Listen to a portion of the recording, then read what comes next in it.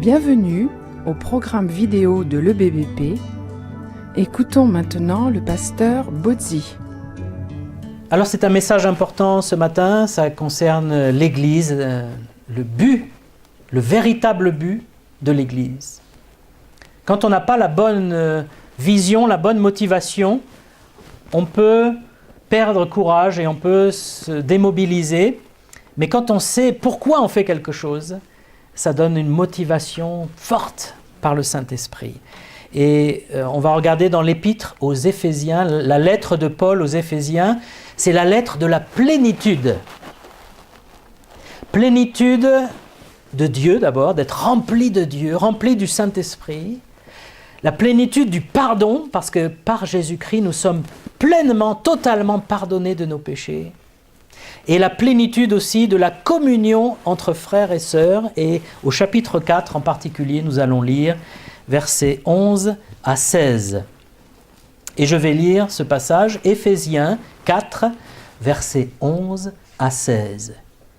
Et il c'est Jésus-Christ, a donné les uns comme apôtres, les autres comme prophètes, les autres comme évangélistes, les autres comme pasteurs, docteurs, enseignants, pour le perfectionnement des saints, en vue de l'œuvre du ministère et de l'édification du corps de Christ, jusqu'à ce que nous soyons tous parvenus à l'unité de la foi et de la connaissance du Fils de Dieu, à l'état d'homme fait, à la mesure de la stature parfaite de Christ. Ainsi, nous ne serons plus des enfants, flottants et emportés à tout vent de doctrine par la tromperie des hommes, par leur ruse dans les moyens de séduction. Mais en professant la vérité dans l'amour, nous croîtrons à tous égards en celui qui est le chef ou la tête, Christ.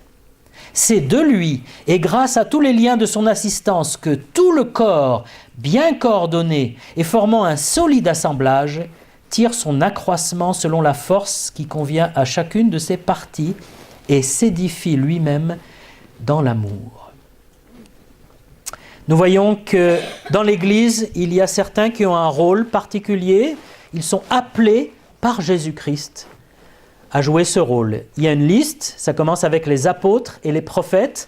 Les apôtres et les prophètes, ce sont ceux qui ont posé les fondations de l'Église de Jésus-Christ. Après la résurrection du Seigneur, Jésus est monté au ciel, il a donné son Saint-Esprit et les apôtres ont propagé la bonne nouvelle dans le monde entier. En une génération, quasiment, l'Empire romain était évangélisé, il y avait des églises partout. Les prophètes étaient là pour encourager, pour exhorter les églises. Et puis, au bout d'un certain temps, quand la parole de Dieu a été terminée, parce qu'il a fallu rédiger sous l'inspiration les textes des évangiles, des lettres, etc.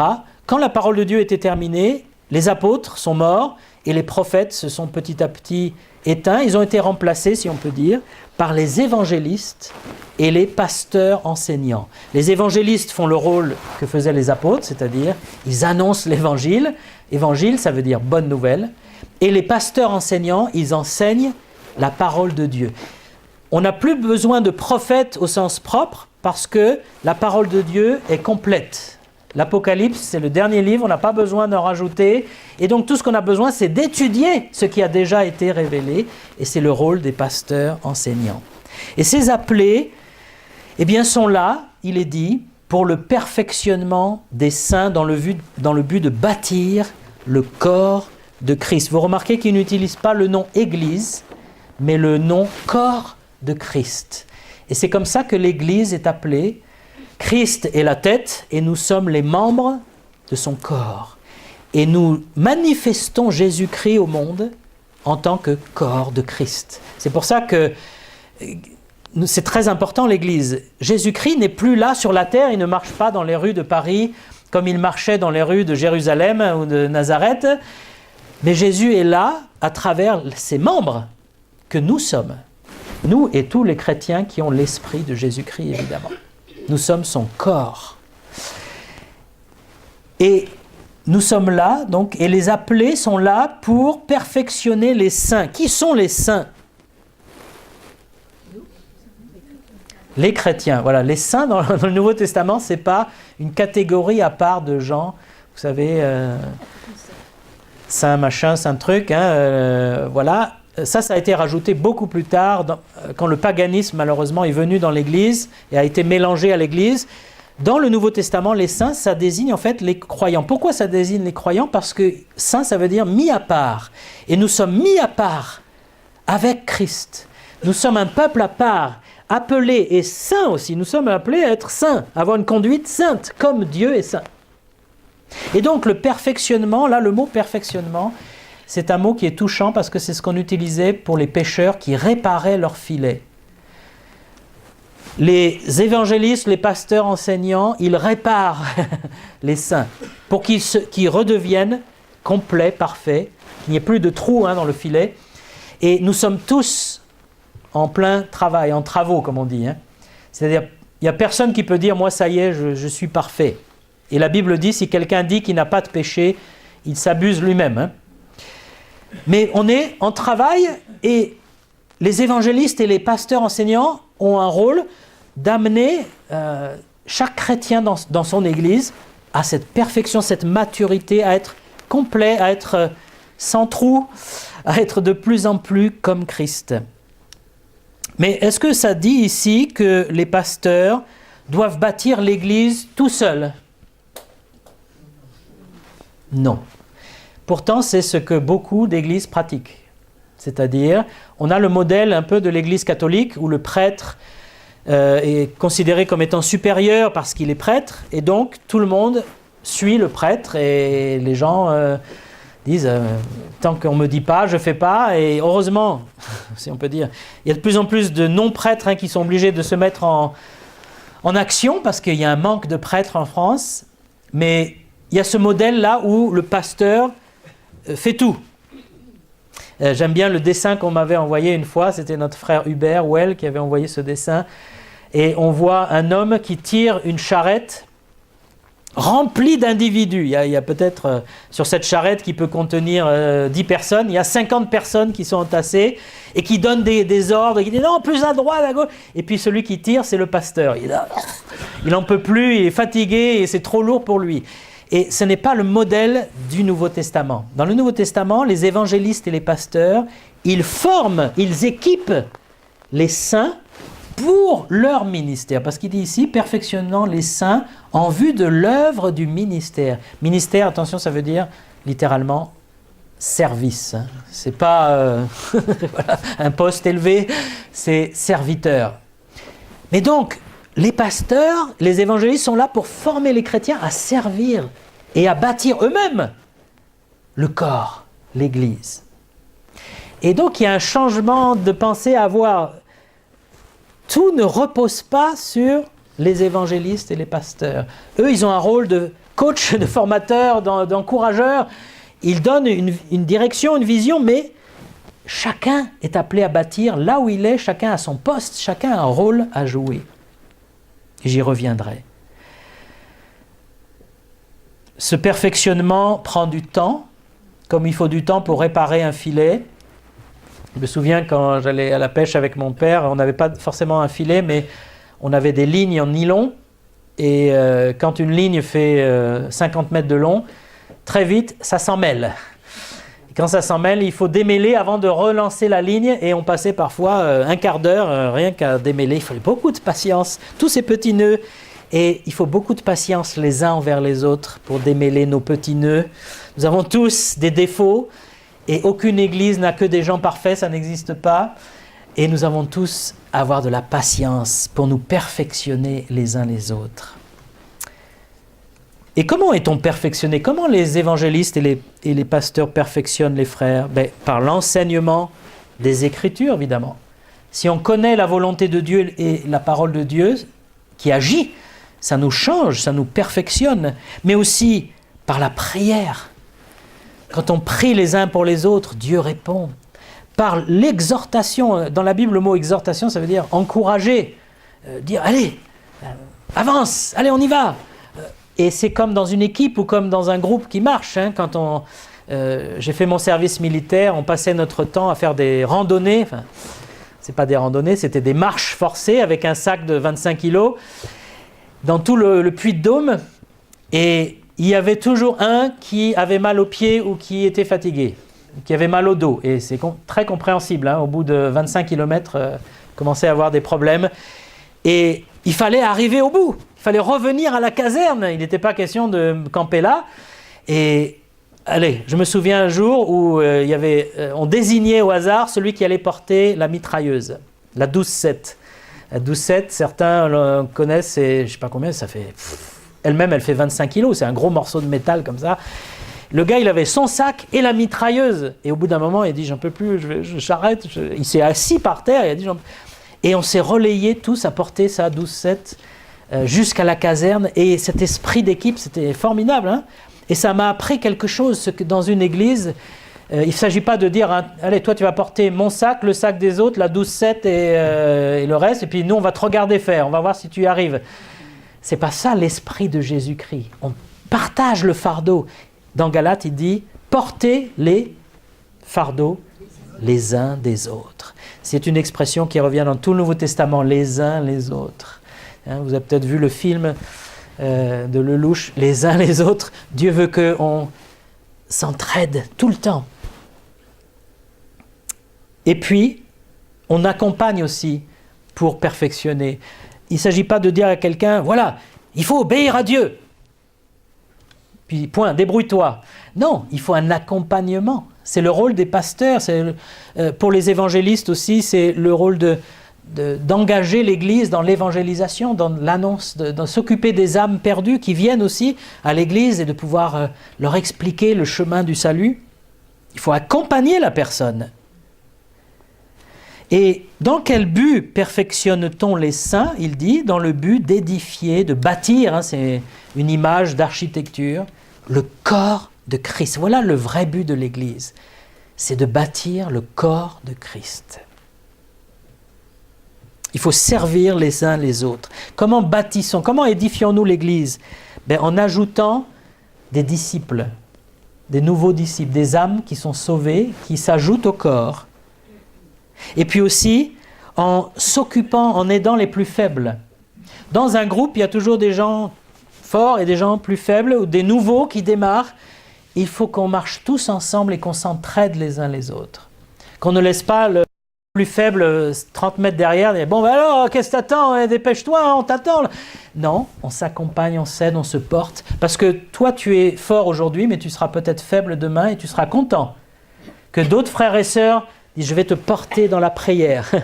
Je vais t'aider dans tes difficultés. Tu as besoin d'un coup de main, je vais te donner un coup de main. On est content quand on est en difficulté. Le but de tout cela aussi, et c'est le verset 13, « Jusqu'à ce que nous soyons tous parvenus à l'unité de la foi, de la connaissance du Fils de Dieu, à l'état d'homme fait, mûr, à la mesure de la stature parfaite de Christ. » Donc, le Saint-Esprit, dans l'Épître aux Éphésiens, il nous met le summum.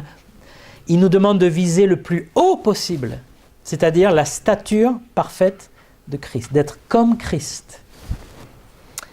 Même si on peut dire, oh là là, c'est trop élevé, il était parfait, il était juste, moi qui suis-je à côté, on doit viser d'être comme Christ. Est-ce qu'on doit le faire tout seul? Est-ce que chacun doit dire, je dois être un chrétien super spirituel? Est-ce que c'est ça qu'il dit? Il dit, jusqu'à ce que nous soyons tous parvenus. Et c'est l'idée de tous ensemble. On y parvient en tant que corps. C'est le corps qui doit ressembler à Christ. Ce n'est pas juste moi. Et on y parvient tous ensemble. Parfois, les églises ont une mauvaise vision d'une vie d'église ou d'un but de l'église. De plus en plus d'églises sont transformées en entreprises. Ça, c'est le modèle marketing. C'est-à-dire une église, c'est une petite start-up au départ et qui devient une grosse entreprise après. Et le but, c'est de toucher un marché, n'est-ce pas, des âmes, et de grandir. Tous ceux qui sont dans l'entreprise, ils reconnaissent les termes et tout ça.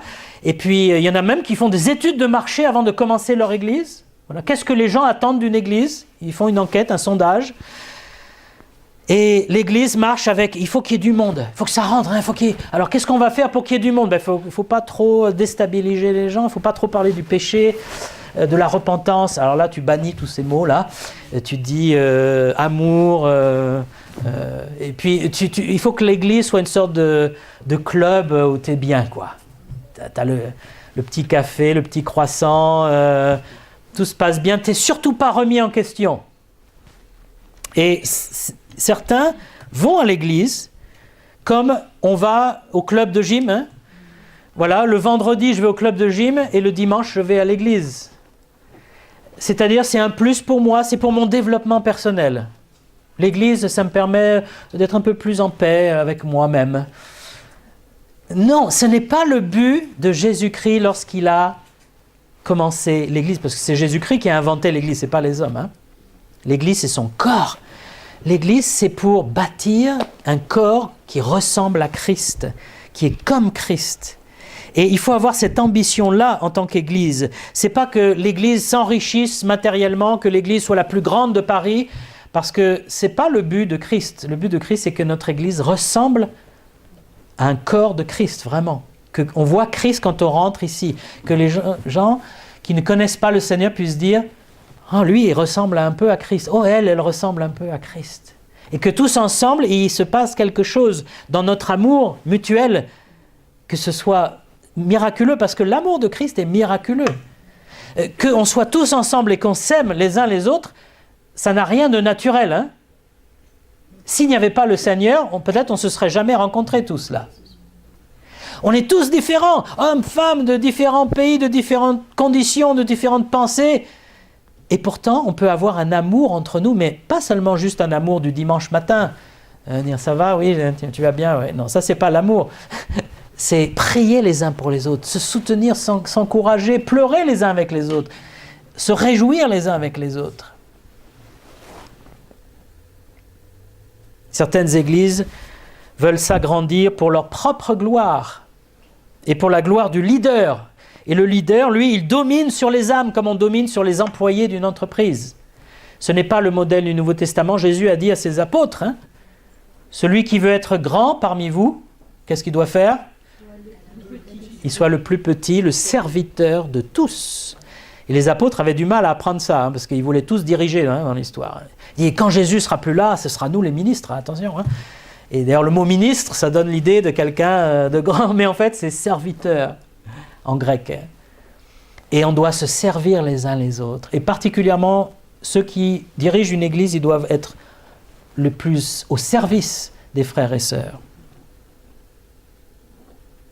Notre ambition, ça doit être que l'on voit Christ en nous, chez nous, à travers nous, et non plus nous-mêmes, qu'on ne voit plus nos égos, parce qu'on a tous un ego, et parfois il est un peu surdimensionné, et quand on est dans un corps, l'ego se met à sa place, et c'est Christ qui est glorifié, c'est Christ la tête, le chef. C'est pas tel ou tel pasteur, ou tel chrétien, ou telle personne, on est tous au service de la tête, qui est Jésus-Christ. Ça, c'est le but ultime du chrétien. Est-ce que c'est votre but dans la vie d'être comme Christ? Et d'être comme Christ avec vos frères et sœurs. Si ce n'est pas votre but, c'est le moment de le mettre en place. De ressembler à Christ. Et puis, verset 14, il dit, ça passe par une étape, c'est de ne plus être des petits-enfants, d'être enfantins. Parce que les enfants, dans ce sens-là, hein, les bébés, ils sont flottants, emportés à tout vent de doctrine, ils se laissent tromper, séduire. Aujourd'hui, il y a, comme je le dis malheureusement trop souvent, il y a vraiment des églises où ce n'est plus chrétien. On parle de Dieu, de Christ, mais ce n'est plus chrétien. C'est des sectes avec des pasteurs qui sont des fous furieux, qui dominent les âmes, qui leur racontent n'importe quoi. Mais ce que je ne comprends pas, c'est pourquoi ils ont tant de gens qui les suivent. À la télévision, qui remplissent des stades, je dis, mais c'est pas possible. Est-ce que vous avez entendu le discours de cet homme? Et il y a une sorte d'aveuglement, les gens vont comme des moutons à écouter des sottises, vraiment des sottises qui utilisent le nom de Dieu, c'est ça qui est grave, qui blasphèment hein, le nom du Seigneur.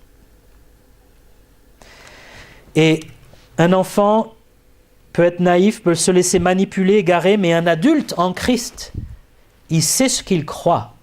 Il sait il connaît sa doctrine, il connaît sa Bible. Et on ne le trompe pas comme ça. Il dit, ah non, attends, tu me dis ça, mais qu'est-ce que dit la parole de Dieu ? Et beaucoup de chrétiens ne lisent plus vraiment la Bible et ne l'étudient pas, ne savent pas ce qu'ils croient. Ils croient le minimum. Oui, Jésus-Christ est le Fils de Dieu et il est mort pour mes péchés. Voilà. Après ça, si on dit, mais est-ce qu'il est ressuscité ? Oui. Est-ce que tu en es sûr ? Et puis, est-ce que tu es sauvé ? J'espère. Et puis, plein de domaines où la personne ne connaît pas sa Bible, ne sait pas la création. Est-ce que Dieu a vraiment créé le monde ? On doit connaître la parole de Dieu, la saine doctrine, comme dit la Bible. Et pas seulement le pasteur. C'est tout le monde. J'aime bien le mercredi, lorsque Benoît revise un peu, lorsque c'est lui qui préside, il révise la confession de foi de l'Église. Hein. Et la confession de foi, c'est justement ce que nous croyons. Et il prend point par point avec des versets. C'est important de savoir ce qu'on croit. Et pourquoi on le fait, pourquoi on le croit.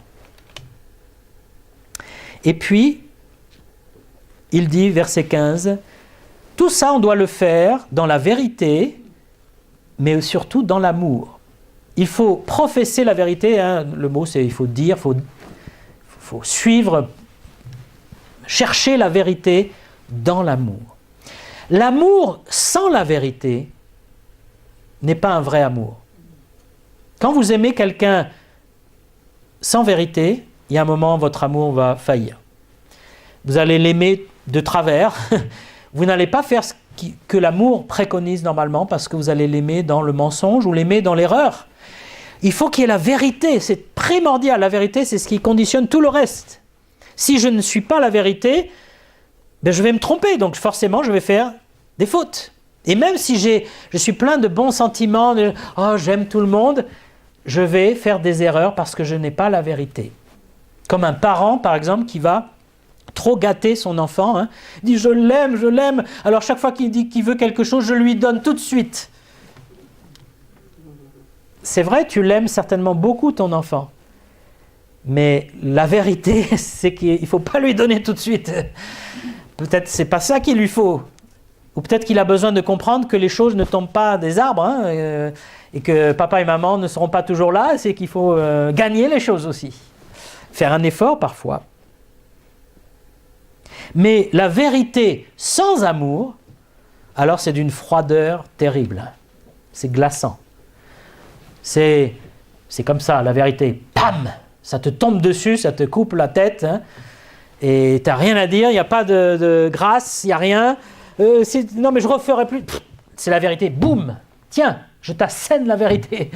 Et c'est pour ça que le Saint-Esprit a dit, il faut professer la vérité dans l'amour. Il faut qu'on le fasse par amour. Si je cherche la vérité, si je dis la vérité, c'est parce que j'aime la personne, c'est pas parce que je veux la condamner. Et Dieu est comme ça. Dieu est la vérité. Jésus-Christ a dit, je suis le chemin, la vérité. Il n'a pas dit, je suis dans la vérité, je suis une vérité. Il a dit, je suis la vérité. Et notre Seigneur est la vérité, notre repère absolu. Et pourtant, Christ a montré la grâce en mourant sur la croix pour des impies que nous sommes. Hein. Il aurait pu arriver sur terre et dire « Vous êtes tous des impies, des mauvais croyants, même les Juifs, ils ne me suivent pas vraiment ma parole. Je vous rase tous, je vous tue tous. » Il aurait eu le droit de le faire. Mais Christ est venu humblement, il est né dans une étable, dans une famille pauvre d'Israël, de Nazareth. Il a vécu une vie très très humble et il a servi les autres, il s'occupait des malades en permanence, s'occupait des gens, il parlait aux gens, il les aimait, il les ressuscitait, les guérissait, jusqu'à ce qu'il a été cloué sur cette croix à notre place, par amour pour nous. Ça, c'est la vérité dans l'amour. Et c'est le modèle qu'on doit suivre, la vérité dans l'amour. Beaucoup de chrétiens, trop de chrétiens suivent la mode du relativisme. C'est quoi le relativisme ? C'est une philosophie qui date du 19e siècle en gros, mais qui peut être plus ancienne. C'est que tout est relatif, il n'y a pas d'absolu. Donc toi tu crois ça, c'est bien, moi je crois ça, c'est l'opposé, mais c'est bien aussi. Et il n'y a pas de repère, il n'y a rien. Et donc dans le relativisme, vous flottez dans un océan de choses qui ne veulent rien dire parce que rien n'est vrai, rien n'est faux. Et c'est ce qui fait que beaucoup de gens perdent la boule dans notre société, moralement, psychiquement, parce que qu'est-ce qui est bon, qu'est-ce qui est vrai, qu'est-ce que je devrais faire? Peut-être je devrais faire ça. Ah non, mais non, il y en a d'autres qui font ça. Oui, mais il y a d'autres qui font ça. Et on ne sait plus quelle décision prendre. C'est terrible, les personnes, notamment les ados et les jeunes, qui disent « Est-ce que tu crois que cette fille est bien pour moi ou cet homme est bien pour moi ?» C'est évident que non, mais la personne, elle demande parce qu'elle ne sait plus. Est-ce que tu crois que je dois mentir là dans cette situation? C'est évident que non, mais la personne se pose la question parce qu'on ne sait plus ce qui est droit à l'envers, à l'endroit. Et la vérité, c'est essentiel. Et le chrétien ne doit pas être relativiste, il doit être absolu. Attention, pas intolérant, mais il doit être absolu dans ce qu'il croit. Jésus-Christ est Dieu, il est le Fils de Dieu, c'est écrit, noir sur blanc. Et on ne transige pas avec la vérité. Mais j'arrive à la fin, le verset 16, et c'est le but un peu final, c'est que le corps soit bien coordonné, verset 16. Bien coordonné. Si vous avez un corps avec des bons membres, bien en bonne santé, des bras, des jambes en bonne santé, mais que votre corps n'est pas coordonné, c'est-à-dire votre cerveau n'arrive plus à bien gérer tout ça, qu'est-ce qui arrive? Mais votre corps est bon à rien. Savez-vous le nombre de muscles qu'on utilise environ pour faire un pas en avant?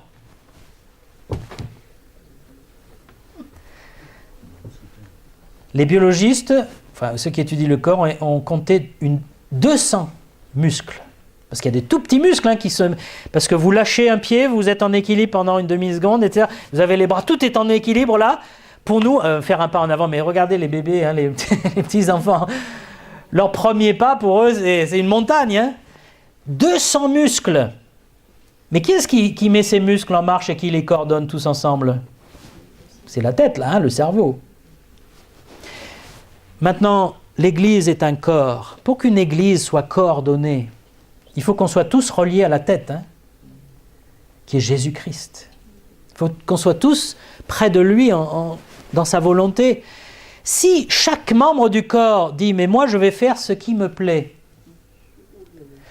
le corps ne va pas fonctionner. Donc le bras il va partir là, l'autre il va partir de l'autre côté, et puis on va être complètement écartelé, et une église ne fonctionne pas bien si chacun tire la couverture de son côté. Ou si chacun veut être la tête aussi. Quand on veut prendre la tête, eh bien ça ne se passe pas bien, parce que la tête c'est le Seigneur lui-même. Et être coordonné, ça ne veut pas dire qu'on est des clones et qu'on est complètement, je sais pas, on est tous là comme des machines. Non. Justement, le Saint-Esprit est extraordinaire. Nous avons le Saint-Esprit le jour où nous avons cru au Seigneur. Et il a cette capacité de coordonner tout. Il donne des dons particuliers à certaines personnes. Et ces personnes, quand elles obéissent au Seigneur, elles sont à leur place dans le corps. Et elles font ce pourquoi elles étaient prévues. La main, ça sert à plein de choses, mais surtout c'est la préhension, c'est prendre les choses. Si on n'avait pas la main, ce serait compliqué, on ne pourrait rien prendre. Mais si la main dit « moi, je n'ai pas envie de prendre, j'ai envie de donner des baffes ». Donc la main se met à donner des baffes, la vie serait compliquée.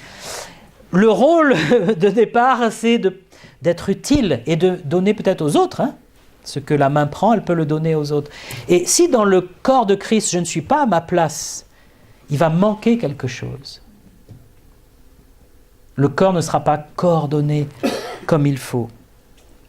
Je veux remercier le Seigneur pour les frères et sœurs dans cette assemblée en particulier qui travaillent pour le Seigneur, parfois de façon cachée, parfois de façon plus visible. Il y a ceux qui prient déjà. Pour moi, c'est les plus importants. Ceux qui intercèdent pour les autres. Que ce soit le lundi, mais aussi chez eux. Il n'y a pas qu'à l'église. Combien c'est important ce ministère d'intercession. Parce que tout commence là.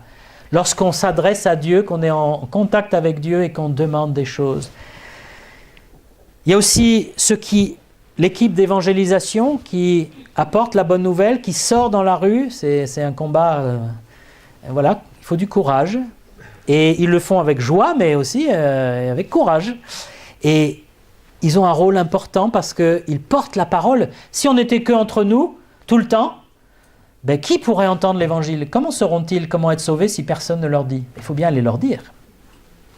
Et c'est bien que l'équipe d'évangélisation aussi travaille dans l'Église, pas seulement dehors, mais que quand quelqu'un vient à l'Église qui ne connaît pas le Seigneur, que vous alliez vers cette personne, que vous puissiez l'amener à Christ, que vous puissiez encourager les autres chrétiens à témoigner, à leur donner des idées, des conseils. Il y a ceux qui enseignent la parole, ceux-là, c'est ceux qu'on voit ici, au pupitre. Il y a ceux qui administrent aussi, trésorière, secrétaire, diacre. L'administration en France, n'est-ce pas, c'est énorme. Il y a ceux qui président le culte. Il y a plusieurs hommes qui se relaient, et combien on est reconnaissant vers eux. Ceux qui chantent, ceux qui jouent d'un instrument, ceux qui préparent la Sainte Seine. Mais il y a ceux qui sont au-dessus encore. Ceux qui font le ménage le dimanche, avant qu'on arrive. Quand on arrive ici le dimanche matin, c'est tout propre, c'est tout beau, c'est bien rangé. Est-ce que vous croyez qu'il y a une fée qui vient le samedi soir?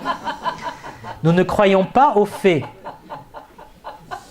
Il y a des êtres humains, des chrétiens de l'Église, qui bénévolement viennent, ils se lèvent plus tôt, ils viennent tôt, ils rangent les chaises, ils nettoient tout, ils remettent les chaises, ils nettoient les toilettes, etc., pour que nous ayons une belle Église.